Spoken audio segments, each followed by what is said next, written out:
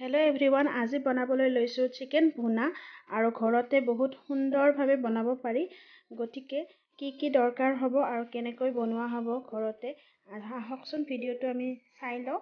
আৰু চিকেন ভুনা বনাবৰ কাৰণে মই ইয়াত লৈছোঁ ব্ৰইলাৰ চিকেন ½ কেজি, আৰু ইয়াত মই সৰু সৰু দুটা বিলাহী কাটি লৈছোঁ আৰু পিঁয়াজ মিহিকৈ কাটি লৈছোঁ। এইখিনি মই কি কৰোঁ দেখুৱাই আছোঁ। আৰু লগতে এয়া আদা পেষ্ট আৰু নহৰু পেষ্ট, আৰু মছলাৰ ভিতৰত লৈছোঁ এক টুকুৰ দালচিনি, 3টা ইলাইচি, 3টা কেঁচা জলকীয়া, 3টা শুকান জলকীয়া আৰু অকণমান লং আৰু গোলমৰিচ। গতিকে প্ৰথমতে আমি ষ্টাৰ্ট কৰোঁ। চিকেনখিনি মেৰিনেশ্যন কৰি লওঁ। চিকেনখিনি ইয়াতে মই এটা পাত্ৰত লৈ লৈছোঁ, আৰু চিকেনখিনি মেৰিনেশ্যনটো আপোনালোকে প্ৰায় ½ এন আৱাৰমান ৰাখিব। ইয়াত অকণমান নিমখ দিছোঁ আন্দাজ অনুসৰি, আৰু লগতে অকণমান হালধি দি লৈছোঁ।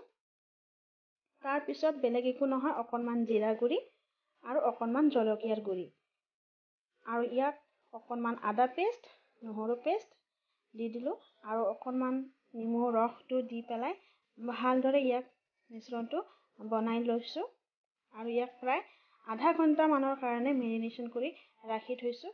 আৰু এটা কথা মনত ৰাখিব, চিকেন ভুনা যেতিয়াই বনায় তেতিয়া মেৰিনেশ্যনটো খুবেই দৰকাৰ, আৰু যিকোনো বস্তুৱে খুব ভালকৈ ফ্ৰাই কৰা দৰকাৰ।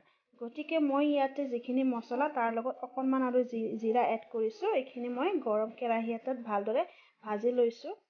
কাৰণ মই আগতেও কৈছোঁ, চিকেন ভুনাই হওক যি ভুনাই বনাওঁ, আপোনালোকে গোটেইখিনি বস্তু খুব ধুনীয়াকৈ ভাজি লোৱা বহুত দৰকাৰ। আৰু এইখিনি ভজা হোৱাৰ পিছত মই এটা বাতিত এইখিনি উঠাই থৈ দিম, আৰু এইখিনি গুড়ি কৰা দৰকাৰ নাই। ঠিক তেনেকৈ গোটাকৈ ৰাখি থ'লেও হৈ যাব।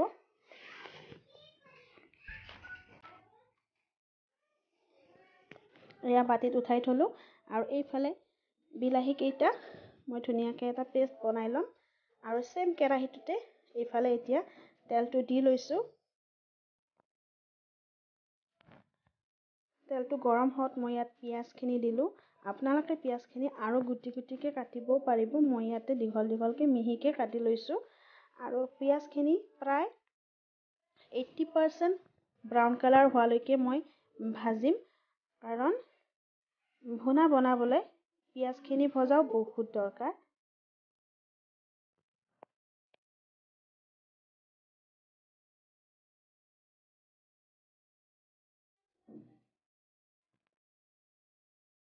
এইখিনি প্ৰায় 80% হৈ গ'ল। এনেকুৱা এটা কালাৰ হোৱাৰ লগে লগে ইয়াতে মই বিলাহীৰ পেষ্টটো দি দিলোঁ।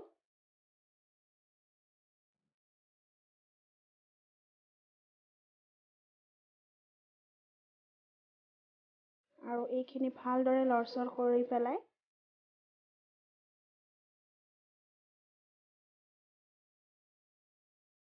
ইয়াত কেঁচা জলকীয়া 3টা দি দিছোঁ, মই ফলা কৰি লৈছোঁ। আপোনালোকে যদি বেছি জ্বলা খায় আৰু কেইটামান বেছিকৈ এড কৰিব পাৰিব। আৰু ইয়াতে মই যিখিনি ভুনি থৈ দিছিলোঁ মছলা, সেইখিনি গোটেইখিনি ইয়াত দি দিলোঁ, কাৰণ আমি আগতে সেইখিনি ভাজিছোঁ। গতিকে সেইখিনি আগতে তেলত নিদিলেও হ'ব। এতিয়া আমি এইখিনি ইমানখিনি ভাজিব লাগিব যাতে ইয়াৰ পৰা তেলটো ছেপাৰেট হয়। আৰু মই প্ৰায় 2 মিনিটমান ভাজ খোৱালোঁ, আৰু এতিয়া আপোনালোকক দেখুৱাই দিছোঁ। এয়া চাওক, গোটেই বিলাহী আৰু পিঁয়াজৰ পৰা তেলটো ওলাই পৰিছে।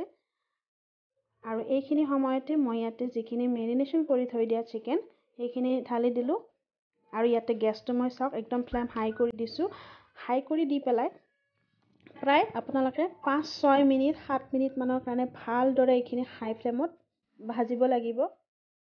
ভালকৈ ভুনিব লাগিব, যাতে মছলাবোৰ একেবাৰে মাংসৰ ভিতৰত সোমাই যায়, আৰু মাংসখিনি যাতে 20% কুক হৈয়ে যায়, তেনেকুৱাকৈ ভাজিব লাগিব।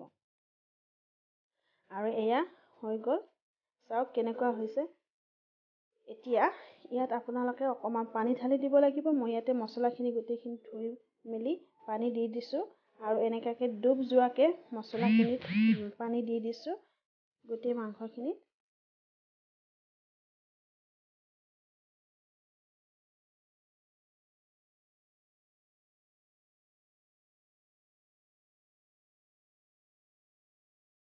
আৰু ঢাকনখন দি পেলাই মই হাই ফ্লেমত পুৰা উতলিব দিছোঁ আৰু হোৱাৰ সময়ত প্ৰায় 10 মিনিটমান পিছত এয়া মই অকণমান কচুৰি মেথিৰ পাত হাতেৰে মোহাৰি পেলাই দিছোঁ আৰু এইখিনি টেষ্টটো আমাৰ ডাবল কৰিব।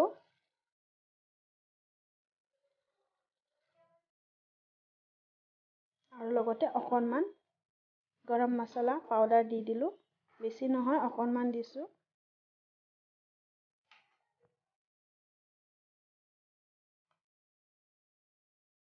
ভালদৰে লৰচৰ কৰাই প্ৰায় আৰু মই 2 মিনিটমান থাকিব দিম, কাৰণ আমাক গ্ৰেভি বিশেষ নালাগে, কাৰণ এইটো ভুনা হয়, গ্ৰেভিৰ প্ৰয়োজন নাই।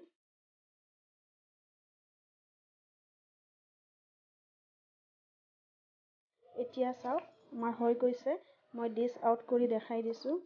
আমাৰ একদম চিম্পল চিকেন ভুনা ৰেডি হৈ গৈছে।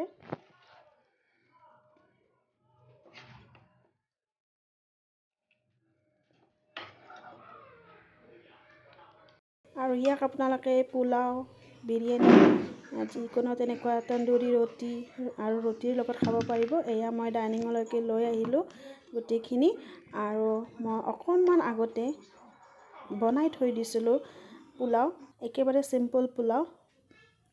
ইয়াত মই অকণমান গাজৰ কাটি দিছিলোঁ আৰু বিৰিয়ানী ৰাইচেৰে বনাইছিলোঁ। এয়া পোলাওৰে খাবলৈ ওলাইছোঁ।